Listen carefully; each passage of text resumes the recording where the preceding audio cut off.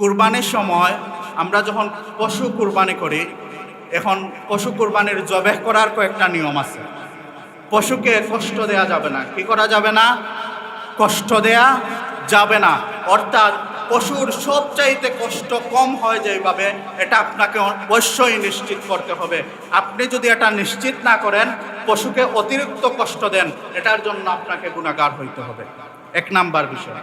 দুই নাম্বার, আমরা অনেকেই জবে করি, আমাদের জবে শুদ্ধ হয় না। অনেকে আছে, আমরা ইমাম সাহেবকে বলি, ইমাম সাহেব একটা লিস্ট দিলাম যে এই নামে কুরবানি করে দেন। তো এটা বললে যে আপনি মানুষের নামে দিলেন। ওমা উহিল্লা বিহি লিগাইরিল্লাহ, আল্লাহ ছাড়া আর কারো নামে কোনো কিছু যদি কুরবানি করা হয় তাহলে এটা হালাল হয় না, হারাম হয়ে যায়।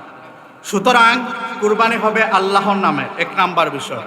দুই নাম্বার, এটা যাদের পক্ষ থেকে, আমার পক্ষ থেকে, আমার পরিবারের পক্ষ থেকে, এবং যাদের পক্ষ থেকে করবেন, এটা গরু কেনার সময় বা আপনার মনের মধ্যে থাকলে হবে। এটা কুরবানির সময় স্পেশালি উল্লেখ করা লাগবে না। কিন্তু যিনি কুরবানি করবেন ওনাকে অবশ্যই বিসমিল্লাহি আল্লাহু আকবার বলতে হবে। এবং একাধিক লোক যদি কুরবানি করেন, অর্থাৎ চুরির মধ্যে ধরেন 4-5 জন হাত লাগাইছেন, 4-5 জনকেও বিসমিল্লাহি আল্লাহু আকবার বলতে হবে। একজনও যদি না বলে তাহলে কুরবানি প্রশ্নাতীত রয়ে যাবে। আবার যারা গরুকে ধরবে, পায়ে ধরবে, হাতে ধরবে, এদের আল্লাহু আকবার বলা বাধ্যতামূলক না। কিন্তু চুরির মধ্যে যারাই আল্লাহু আকবার বলবে, এদেরকে ধরবে, তাদেরকে আল্লাহু আকবার বলতে হবে। আমাদের সমাজে অনেক সময় দেখা যায় আমরা চুরি নিয়ে গরুর গলায় 2টা পোষ দিয়া কসাইয়ের হাতে চুরি দিয়া দেয়। কসাই আর বিসমিল্লাহি আল্লাহু আকবার বলেন না। চুরি যদি চালায় তাহলে কসাইকেও বিসমিল্লাহি আল্লাহু আকবার বলতে হবে, এটা নিশ্চিত করতে হবে। 2 নাম্বার যে বিষয়, গরুর অধিকাংশ রগ কাটতে হবে। সাধারণভাবে গলার মধ্যে 5টা রগ থাকে, আপনি অন্তত 3টা রগ কাটতে হবে, না হলে কুরবানি হবে না। আবার অনেকে দেখা যায় যে রগ কাটছে, পরে গরু মরার জন্য তার একটা সময় লাগে, কিন্তু এটাকে দ্রুত মারার জন্য কসাইরা পায়ের রগ কেটে দেয়, হাতের রগ কেটে দেয়। কাটে কি কাটে না? কেটে দেয়। এই যদি পায়ের রগ, হাতের রগ গরু মরার আগে করে, তাহলে অনেক সময় গরু স্টক করে মারা যায়। ঠিক তেমনিভাবে অনেক সময় দেখবেন গলার মধ্যে চুরি দিয়া পার দেয় দ্রুত মরে যাওয়ার জন্য।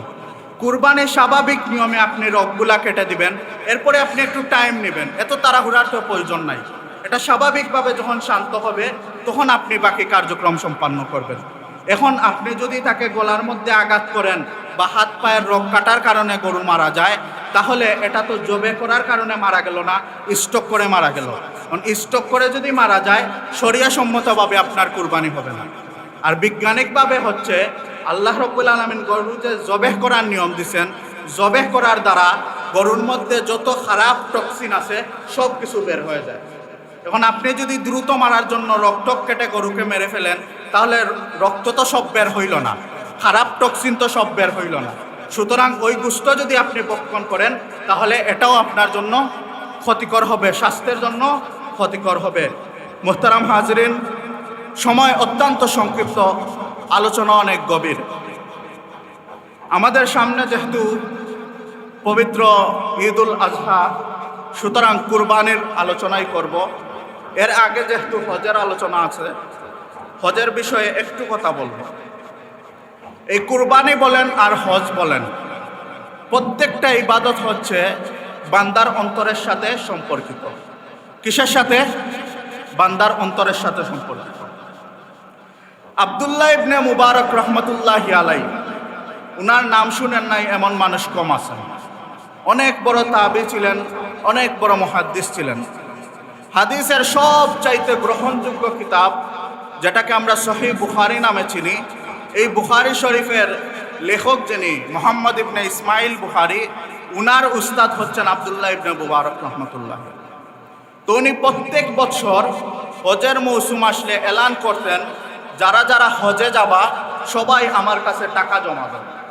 তো সবাই যখন টাকা ওনার কাছে জমা দিত, উনি একটা সন্দুকের মধ্যে ওই টাকাগুলা রেখে দিতেন, এবং যারা যারা আগ্রহ প্রকাশ করত সবাইকে নিয়ে হজের উদ্দেশ্যে রওনা দিতেন। হজে যাওয়ার পরে ওইখানে হাজিদের একদম মন প্রাণ খুলে খেদমত করতেন। হাজিদের যা প্রয়োজন ইচ্ছা মতো খেদমত করতেন, টাকা পয়সা ব্যয় করতেন। হজ থেকে আসার পরে ওই সন্দুক খুলে যে যে টাকা দিছে ওইগুলো আবার রিটার্ন দিয়া দিতেন, অর্থাৎ উনি হাজিদের খেদমত করতেন। আমার বাইরে গভীর মনোযোগ, বিখ্যাত মুহাদ্দিস আব্দুল্লাহ ইবনে মুবারক রহমাতুল্লাহি আলাইহি হজের সফরে গিয়েছেন। হজের কার্যক্রম সম্পন্ন করে বায়তুল্লাহর পাশে যখন শুয়ে আছেন, এমন অবস্থায় ঘুমের মধ্যে দেখেন দুইজন ফেরেশতা আলাপ করতেছেন।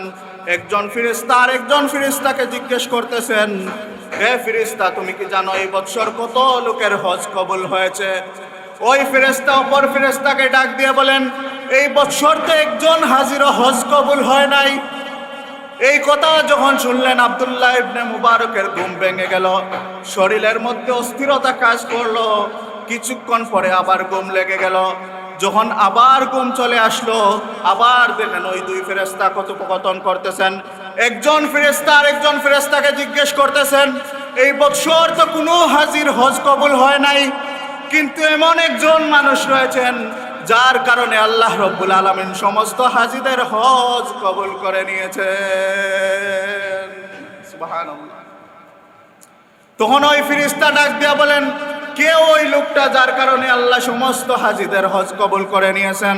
তখন ওই ফেরেশতা ডাক দিয়া বলেন, ওই ব্যক্তির নাম হচ্ছে আলী ইবনুল মফিক। আব্দুল্লাহ ইবনে মুবারক রহমাতুল্লাহি আলাইহির ঘুম ভেঙে গেল। উনার যখন ঘুম শেষ হয়ে গেল, উনি যেই কাফেলা নিয়ে আসছেন কাফেলাকে বাড়ির উদ্দেশ্যে পাঠাইয়া দিলেন। কিন্তু উনি চিন্তার মধ্যে মগ্ন হয়ে গেলেন, কে ওই লোক আব্দুল্লাহ ইবনে মফিক? ওই লোকের কারণে সমস্ত লোকের হজ কবুল হয়ে গেছে।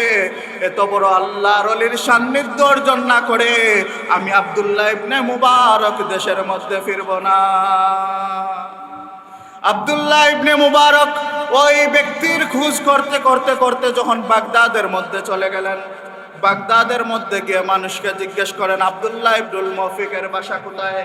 কেউ চিনে না। এইভাবে খোঁজ করতে করতে গিয়ে দেখেন আব্দুল্লাহ ইবনে মফিক নামে একজন লোক আছে, যেই লোকটা খুব বড় আল্লাহর ওলি না, ওই লোকের পেশা হলো জুতা সেলাই করা। আব্দুল্লাহ ইবনে মুবারক রহমাতুল্লাহি আলাইহি আব্দুল্লাহ ইবনুল মফিকের বাসায় গিয়ে নক করলেন। নক করার পরে ওই ব্যক্তি যখন দরজা খুলে দিল, দরজার সামনে একজন আল্লাহর ওলি দাঁড়িয়ে আছেন। আব্দুল্লাহ ইবনে মফিক জিজ্ঞেস করে, কে আপনি? আপনার পরিচয় কি? আব্দুল্লাহ ইবনে মুবারক বলেন, আমি আল্লাহর বান্দা আব্দুল্লাহ ইবনে মুবারক। যেই মাত্র আব্দুল্লাহ ইবনে মফিক আব্দুল্লাহ ইবনে মুবারকের নাম শুনছে, এমনি ভাবে জড়িয়ে ধরছে, এত বড় আল্লাহর ওলি, যুগ শ্রেষ্ঠ মুহাদ্দিস আমি মুচির বাসার সামনে চলে আসছে। লোকটা অস্থির হয়ে গেছে, এত বড় আল্লাহর ওলির মেহমানদারি কিভাবে করব, এত বড় আল্লাহর ওলির খেদমত কিভাবে করব। আব্দুল্লাহ ইবনে মুবারক ডাক দিয়া বলেন, আমার কোনো খেদমতের প্রয়োজন নাই, আমি তোমার সান্নিধ্য অর্জন করার জন্য আসছি। আমি অবাক হয়ে গেছি, তোমার উসিলায় সারা হাজিদের হজ কবুল হয়ে গেছে। ওই লোকটা চোখের পানি ফেলে দে, চোখের পানি ফেলে বলে, আব্দুল্লাহ ইবনে মুবারক, আমার দিলের মধ্যে অনেক আকাঙ্ক্ষা, আমি বায়তুল্লাহর জিয়ারতে যাব। আমি জুতা সেলাই করি, অল্প কয়েকটা টাকা পাই, এইভাবে ওই টাকা থেকে আমি কিছু টাকা সেভিং করে রেখে দেই হজে যাওয়ার জন্য। এইভাবে সেভিংস করতে করতে করতে দীর্ঘ কয়েক বছর পরে আমার কাছে এই পরিমাণ টাকা একত্রিত হয়ে যায়, যেই টাকা দিয়ে বায়তুল্লাহ পর্যন্ত যাওয়া যায়। আমি বায়তুল্লাহ যাওয়ার জন্য সমস্ত প্রস্তুতি গ্রহণ করে ফেললাম। বায়তুল্লাহ যাওয়ার জন্য আমার সব প্রস্তুতি সম্পন্ন।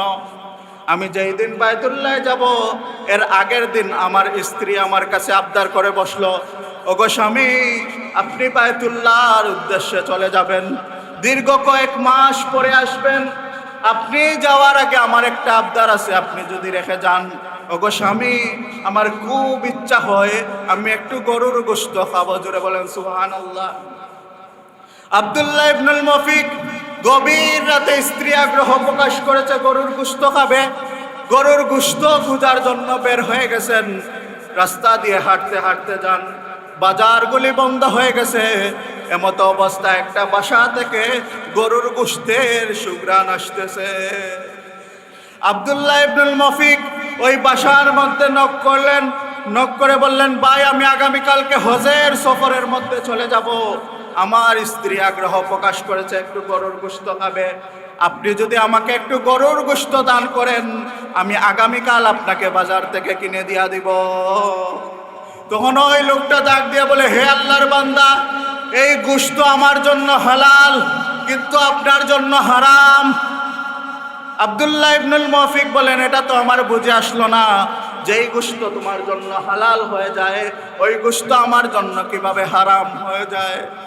ওই লোকটা ডাক দিয়ে বলে, আল্লাহর বান্দারে, দীর্ঘ কয়েকদিন হয়ে গেছে আমাদের বাসার মধ্যে খাবার নাই, আমাদের সন্তানরা উপবাস থেকে থেকে মৃত্যু শয্যায় চলে আসছে, আর কিছুক্ষণ যদি এরা না খায় তাহলে এরা আর জমিনের মধ্যে থাকবে না। এদের কষ্ট সহ্য করতে না পেরে আমি বের হয়ে গিয়ে একটা মরা গাদা থেকে কিছু গোশত কেটে নিয়ে আসছি, আর ওই গোশত চুলার মধ্যে আমি বসাইয়া দিছি।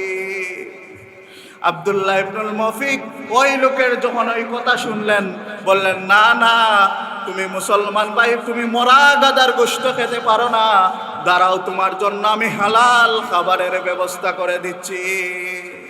এই বলে আব্দুল্লাহ ইবনুল মুওয়াফিক ওই লোকের জন্য খাবার নিয়ে গেলেন। পরের দিন উনার হজের সফরের যেই টাকাগুলো ছিল সকল টাকা ওই লোককে দিয়া বললেন, ভাই ওই টাকা দিয়ে তোমার জীবিকা নির্বাহ করো। ওই টাকা যখন দিয়া দিছেন, আব্দুল্লাহ ইবনুল মুওয়াফিক সবাইকে বলেছিল হজের সফরে চলে যাবে, বাসা থেকে বের হয় না, মানুষকে কিভাবে মুখ দেখাবো। সবাইকে তো বলেছি আমি আগামীকালকে হজের সফরে চলে যাব, কিন্তু আমি তো আল্লাহর বান্দা, গাদার গোশত খাবে এটা সহ্য করতে পারি নাই, এজন্য আমি সমস্ত টাকা দান করে দিছি, এখন আমার কি উপায় হবে। এই বলে কান্না করতে থাকে। এইভাবে হজের সময় চলে গেছে। হজ যখন শেষ হয়ে গেছে, আব্দুল্লাহ ইবনুল মুওয়াফিক আব্দুল্লাহ ইবনে মুবারককে ডাক দিয়ে বলে, গো আল্লাহর ওলি, শুধু আপনি আসছেন এটা না, হজ শেষ হওয়ার পরে মানুষ আমার সাথে দেখা করতে আসা শুরু করে দিয়েছে।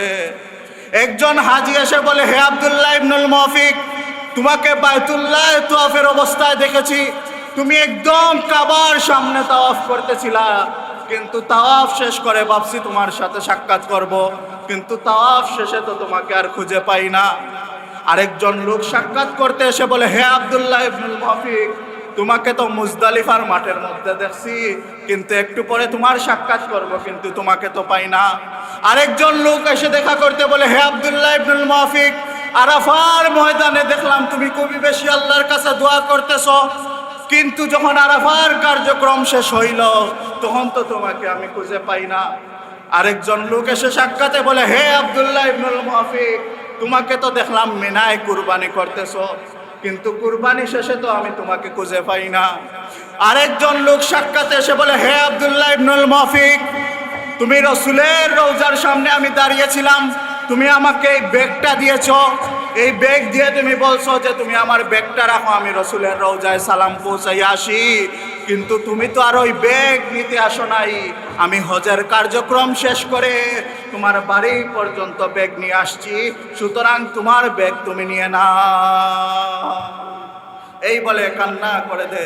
আব্দুল্লাহ ইবনে মুবারক জড়াইয়া ধরলেন যে তোমার ইখলাস এত বেশি ছিল, তোমার বায়তুল্লাহ প্রেম এত বেশি ছিল, এজন্য তুমি হজে যাইতে পারো নাই, কিন্তু আল্লাহ তো তোমার অন্তর দেখছেন, এই অন্তর এত পরিশুদ্ধ ছিল, তোমার অন্তরে তাকওয়ার পরিমাণ এত বেশি ছিল, আল্লাহ সকল হাজির হজ তোমার উসিলায় কবুল করে নিয়েছেন। জুড়ে বলেন সুবহানাল্লাহ।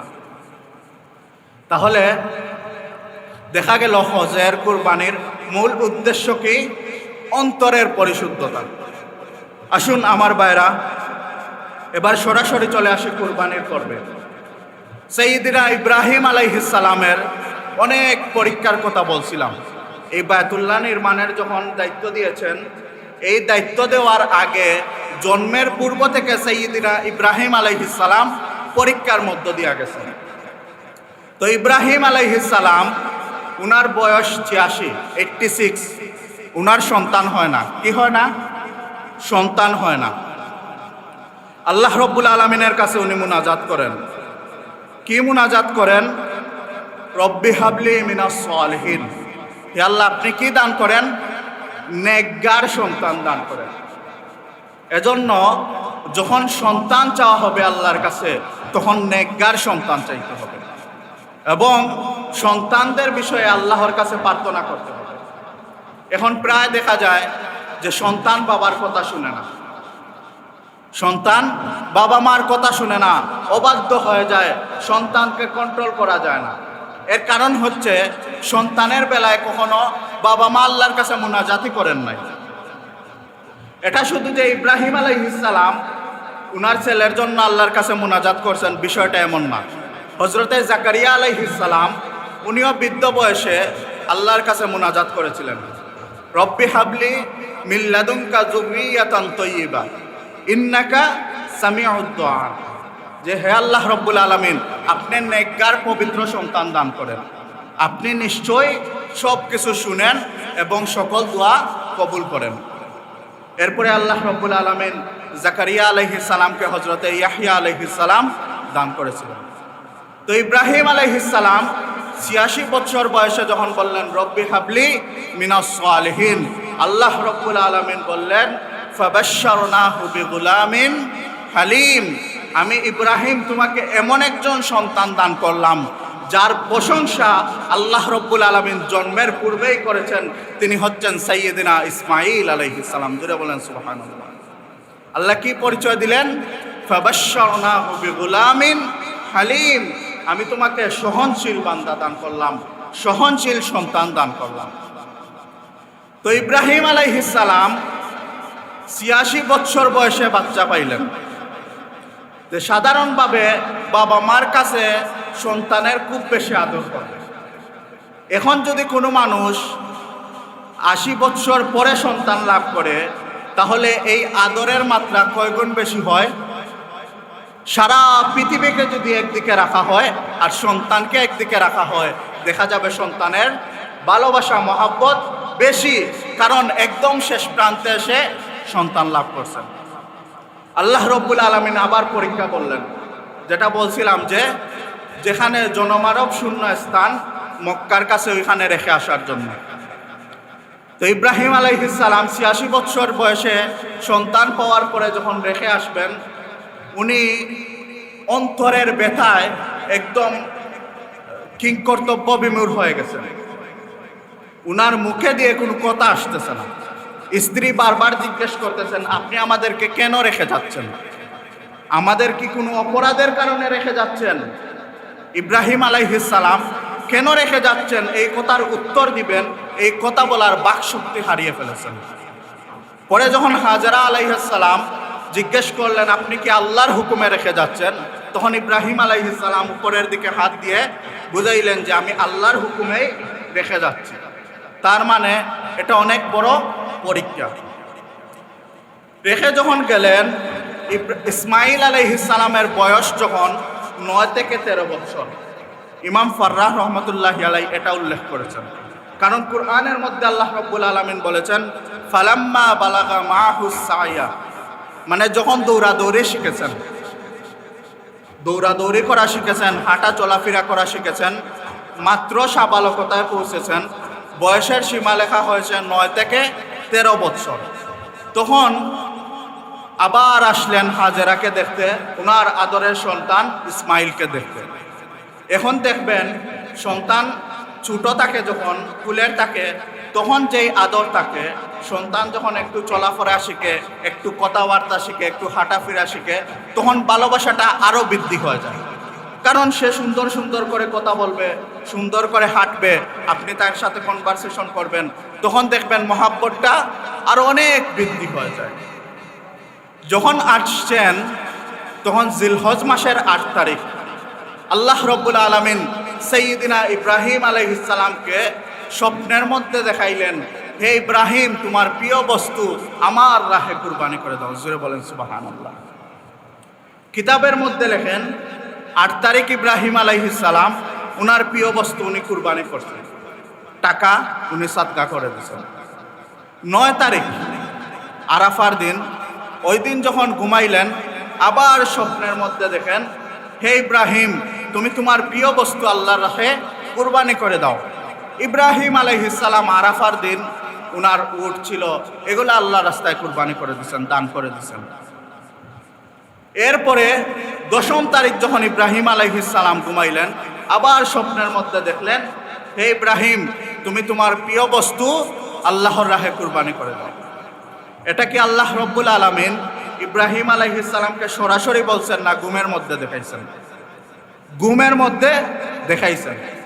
কারণ আম্বিয়া আলাইহিস সালামের ঘুম হচ্ছে ওহী। ঘুমের মধ্যে যেটা স্বপ্নে দেখেন এটা কি ওহী।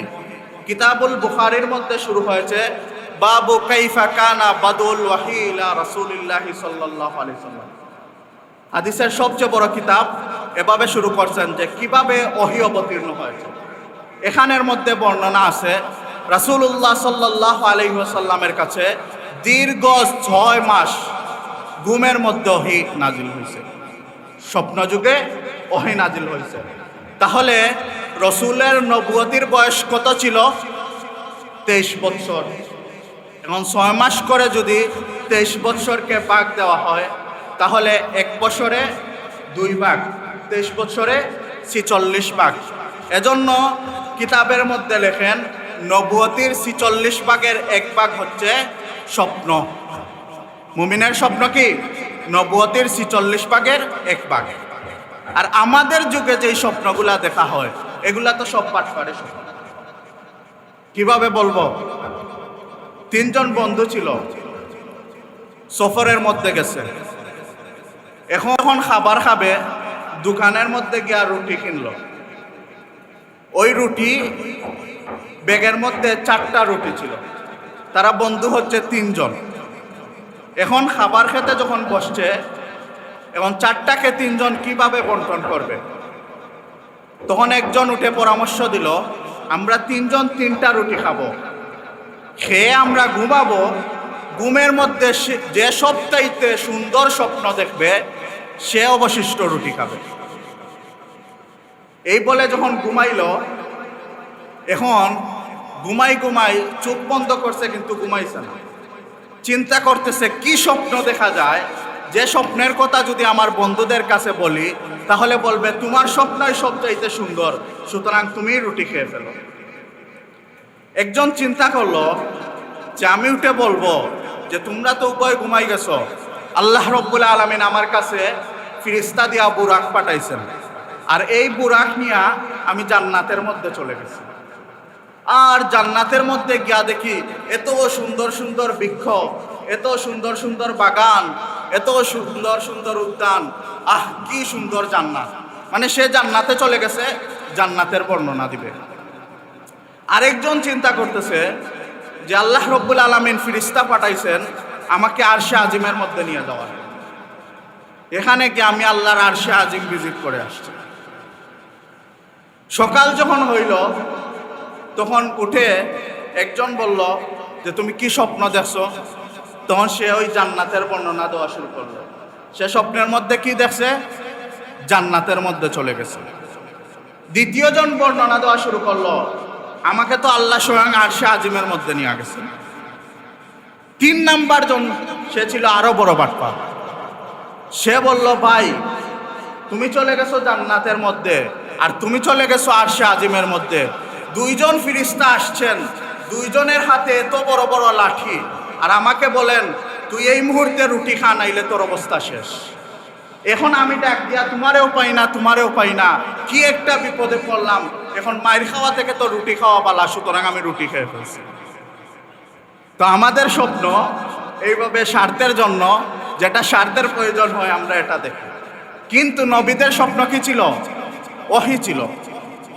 যাই হোক, সাইয়্যিদিনা ইব্রাহিম আলাইহিস সালাম 10ম জিলহজ মাসের 10ম দিন যেই স্বপ্ন দেখলেন, সুতরাং উনি নিশ্চিত হয়ে গেলেন আমার কাছে আমার সন্তান সাইয়্যিদিনা ইসমাইলের থেকে প্রিয় বস্তু আর কোনো কিছু হইতে পারে না। সুতরাং ইসমাইলকে আল্লাহর রাহে কুরবানি করতে হবে। 10ম তারিখ যখন সুবহে সাদিক হলো, ইসমাইল আলাইহিস সালামকে নিয়ে উনি বের হয়ে গেলেন। মক্কা থেকে বের হয়ে গেলেন মিনার উদ্দেশ্যে। এই মিনার উদ্দেশ্যে যাওয়ার পরে জামারাত নামক স্থানের মধ্যে যখন গেলেন, তখন মিস্টার ইবলিস চলে আসলো। কে চলে আসলো? মিস্টার ইবলিস। এসে ইসমাইল আলাইহিস সালামকে বলে, হে ইসমাইল, তোমার বাবা তোমাকে তো মেরে ফেলার জন্য নিয়ে যাচ্ছেন, তোমাকে তো নিয়ে হত্যা করে ফেলবেন। ইসমাইল আলাইহিস সালাম বললেন, বাবা, এই যে লোকটা আমাকে তো বলতেছে আপনি নাকি আমাকে হত্যা করে ফেলবেন। ইব্রাহিম আলাইহিস সালাম বললেন, তুমি পাথর নিয়ে ওই লোকটাকে পাথর নিক্ষেপ করো। ওই যে শয়তানকে পাথর নিক্ষেপ করা হয়েছিল, এখন পর্যন্ত যারা হজে যান, জামারাত নামক স্থানের 3 জায়গায় 7টা করে পাথর নিক্ষেপ করতে হয়। তো এখানে যখন হাজিরা যান, মানে খুব বেশি উত্তেজিত হয়ে যান। পাথর নিক্ষেপ করতে করতে কেউ ছাতা থাকে গরমের সময়, ছাতাও মারেন, কেউ জুতাও মারেন, কেউ পকেটের মধ্যে আরো কিছু থাকলে ওইটাও মারেন। এখন আপনাদের কাছে জিজ্ঞেস করতে চাই যে ওই জায়গার মধ্যে কি শয়তান দাঁড়িয়ে আছে? কি বলেন? আপনারা পাথর নিক্ষেপ করবেন আর ওই পাথরের আঘাত খাওয়ার জন্য শয়তান এখানে দাঁড়িয়ে আছে? শয়তান এখানের মধ্যে দাঁড়িয়ে নাই। কিন্তু আল্লাহ রব্বুল আলামিন ওই যে নিদর্শন রেখে দিয়েছেন, এই নিদর্শনের জন্য ওইখানের মধ্যে পাথর নিক্ষেপ করতে পারে। আল্লাহ রব্বুল আলামিন কিভাবে কবুল করছেন?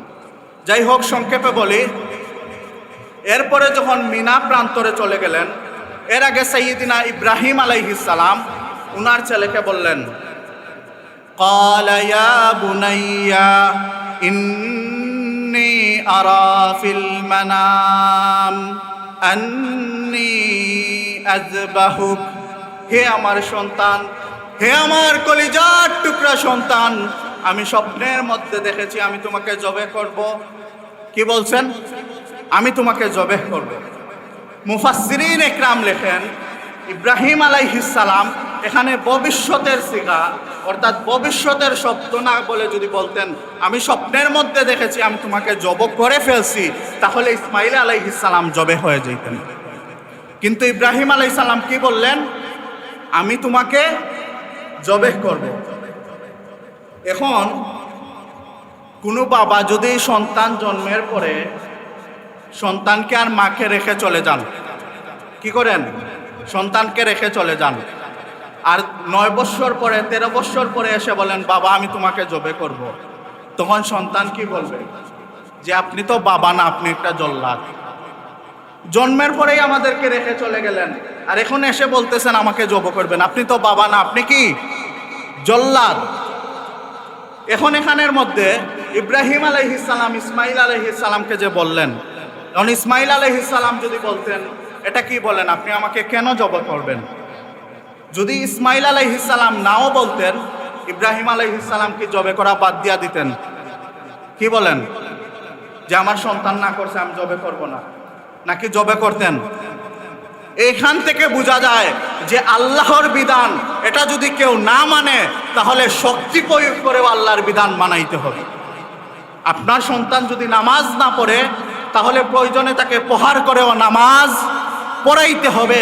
আপনার সন্তান যদি সিয়াম সাধনা না করে তাহলে তাকে প্রহার করেও সিয়াম সাধনা করাইতে হবে। আল্লাহর আইনের বেলায় কোনো ছাড় দেয়া চলবে না। কিন্তু ইসমাইল আলাইহিস সালাম উনার প্রশংসা তো আল্লাহ জন্মের আগেই করে ফেলছেন।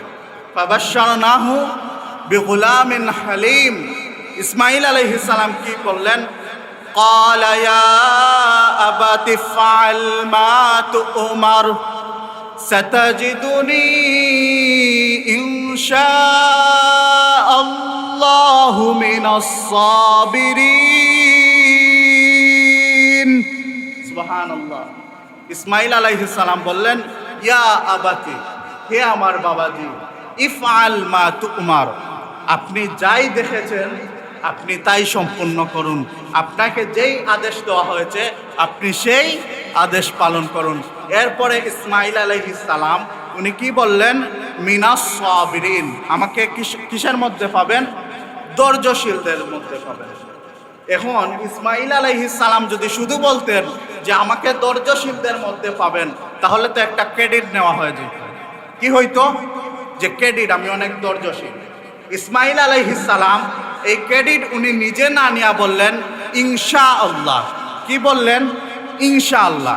প্রত্যেকটা কুরআনের প্রত্যেকটা হরফে হরফে শিক্ষা রয়েছে। ইনশাআল্লাহ, আল্লাহ যদি চান তাহলে আমাকে কিসের মধ্যে পাবেন? ধৈর্যশীলদের মধ্যে পাবেন।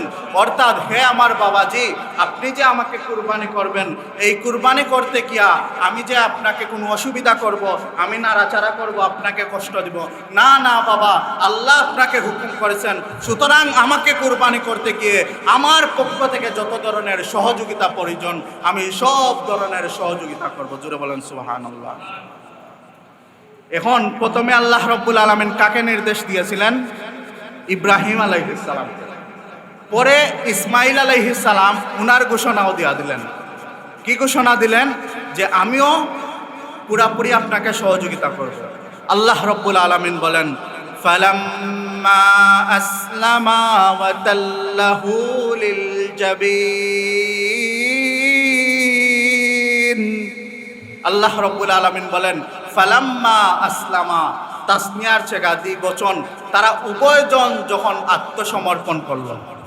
আমরা বলি ইসলাম অর্থ শান্তি, কিন্তু ইসলামের মূল অর্থ হচ্ছে আত্মসমর্পণ করা। ইসলামের মূল অর্থ কি? আত্মসমর্পণ করা, যে আমি কিছুই না। এই যে মানুষ হজের মধ্যে যান, শুধু 2টা কাপড় এহরামের, আর কিছুই সাথে থাকে না, আর আরাফার ময়দানের মধ্যে গিয়া কি বলেন? যে আমি কিছুই না। কি না? কিছুই না। এটাই হজের শিক্ষা। তো ইব্রাহিম আলাইহিস সালাম, ইসমাইল আলাইহিস সালাম উভয়জন যখন আল্লাহর কাছে আত্মসমর্পণ করলেন, আল্লাহ রাব্বুল আলামিন বলেন ফালাম্মা আসলামা ওয়া তাল্লাহু লিল জাবিন, তারা উভয়জন যখন আত্মসমর্পণ করলেন, ইব্রাহিম আলাইহিস সালাম সাইয়্যিদিনা ইসমাইল আলাইহিস সালামের গলার মধ্যে চুরি চালাইলেন। কি করলেন? চুরি চালাইলেন।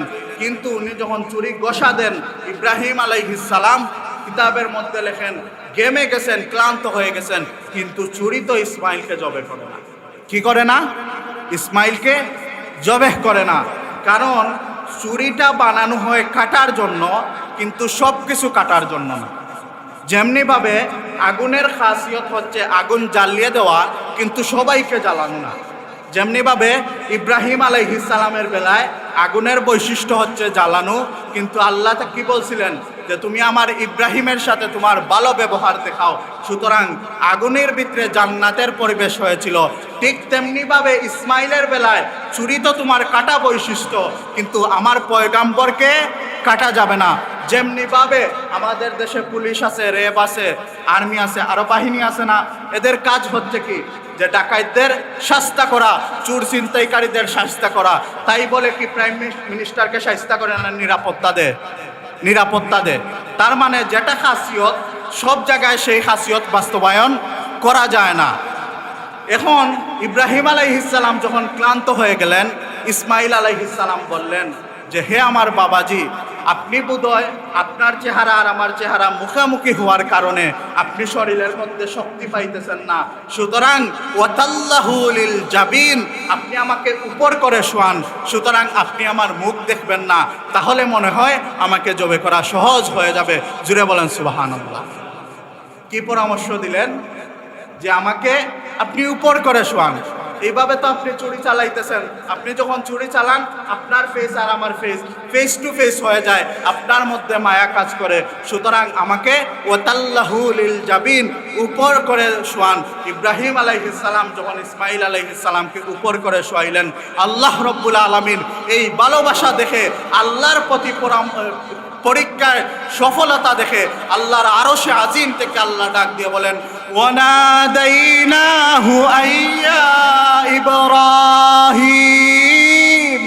আল্লাহ রাব্বুল আলামিন আরশে আজিম থেকে বললেন, আমি ইব্রাহিমকে ডাক দিয়ে বললাম কাদ সাদ্দাকতার রুইয়া, হে ইব্রাহিম, তুমি তোমার স্বপ্ন বাস্তবায়ন করে ফেলেছো।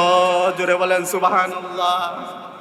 আল্লাহ রাব্বুল আলামিন ইব্রাহিম আলাইহিস সালামকে বললেন কাদ সাদ্দাকতার রুইয়া, তুমি তোমার স্বপ্ন বাস্তবায়ন করে ফেলেছো। ইন্না কাযালিকা নাজিল মুহসিনিন, আমি এইভাবেই মুহসিনিনদেরকে পুরস্কৃত করে থাকি। জুড়ে বলেন সুবহানাল্লাহ। এখন আপনাদের কাছে প্রশ্ন হচ্ছে, এখানে অনেকেই বাবা আছেন, যারা বাবা না, তাদের বাগনা আছে, বাতিজা আছে, ছোট ভাই আছে।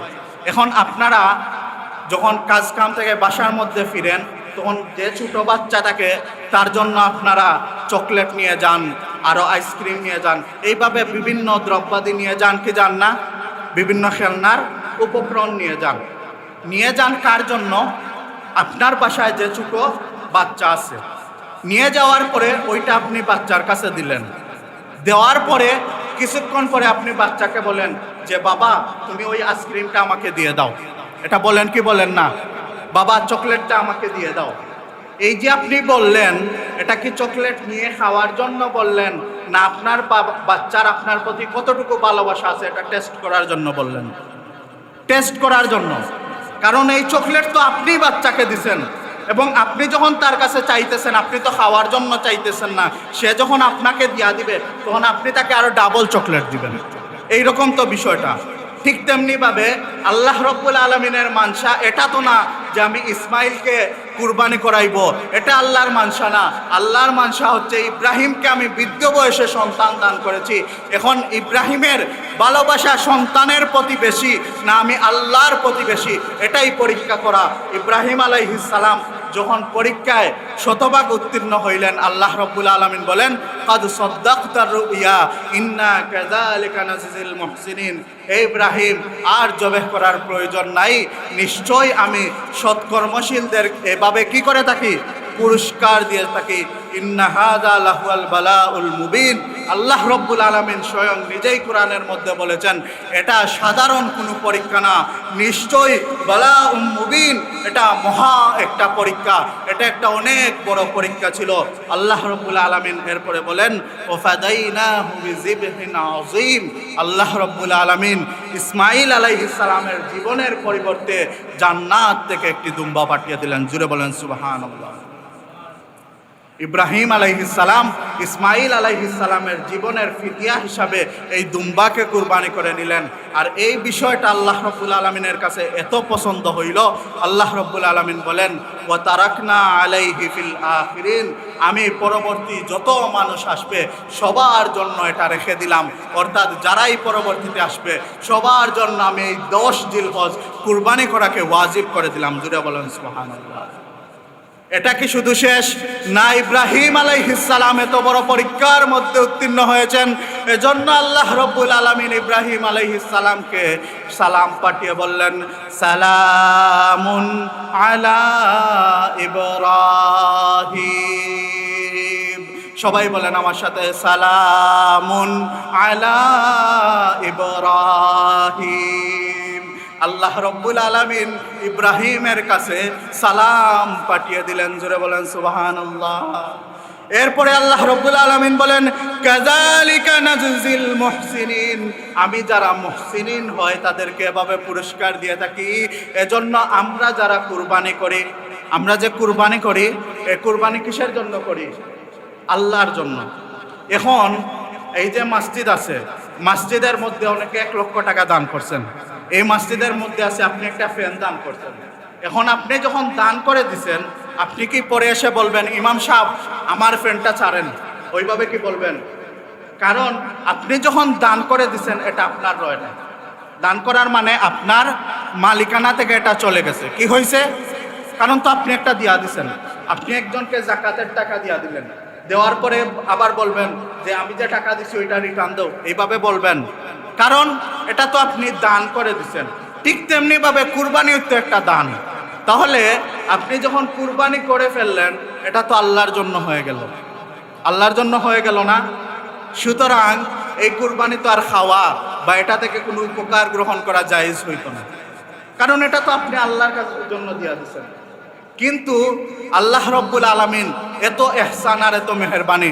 আল্লাহ বলেন তোমরা কুরবানি করো, এটা গরু গোশত এটার মধ্যে কি আছে এটা তো দেখি না, তোমাদের কাজ এই পর্যন্ত। তোমরা যখন জবেহ করো সাথে সাথে আমি আল্লাহ সন্তুষ্ট হয়ে যাই। কি হয়ে যাই? সন্তুষ্ট হয়ে যাই।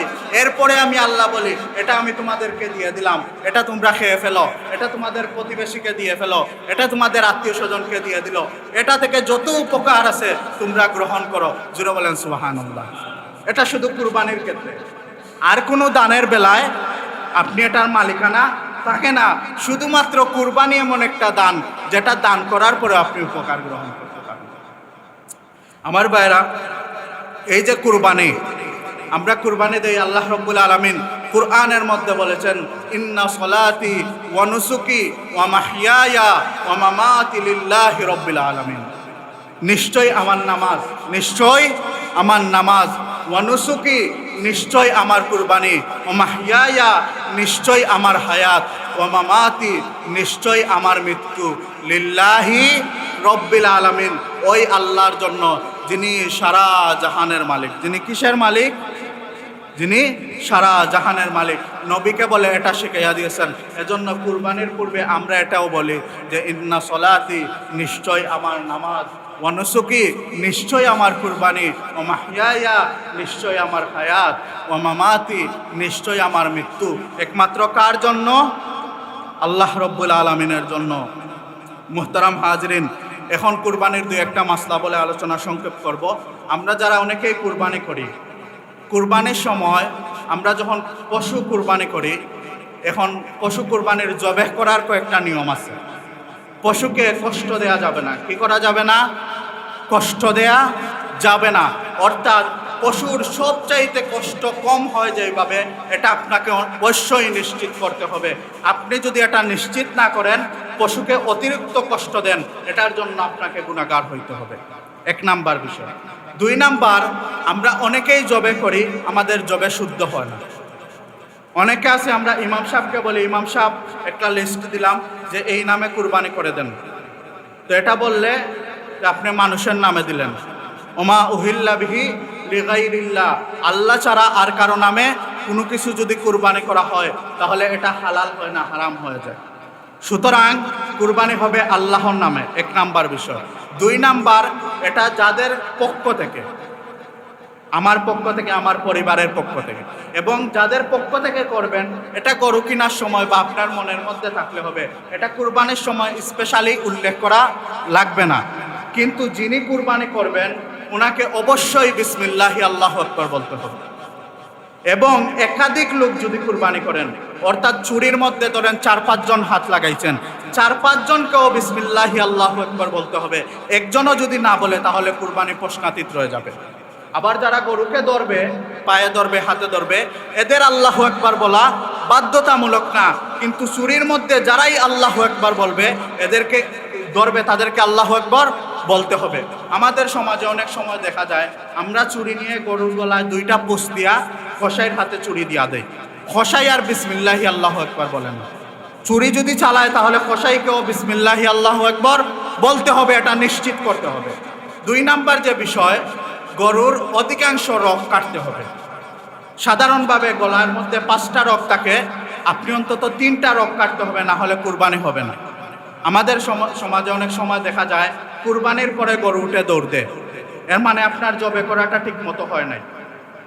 আবার অনেকে দেখা যায় যে রগ কাটছে, পরে গরু মরার জন্য তার একটা সময় লাগে, কিন্তু এটাকে দ্রুত মারার জন্য কসাইরা পায়ের রগ কেটে দেয়, হাতের রগ কেটে দেয়। কাটে কি কাটে না? কেটে দেয়। এই যদি পায়ের রগ, হাতের রগ গরু মরার আগে করে, তাহলে অনেক সময় গরু স্টক করে মারা যায়। ঠিক তেমনিভাবে অনেক সময় দেখবেন গলার মধ্যে চুরি দিয়া পাড় দেয় দ্রুত মরে যাওয়ার জন্য। কুরবানির স্বাভাবিক নিয়মে আপনি রগগুলা কেটে দিবেন, এরপরে আপনি একটু টাইম নেবেন, এত তাড়াহুড়ার তো প্রয়োজন নাই। এটা স্বাভাবিকভাবে যখন শান্ত হবে তখন আপনি বাকি কার্যক্রম সম্পন্ন করবেন।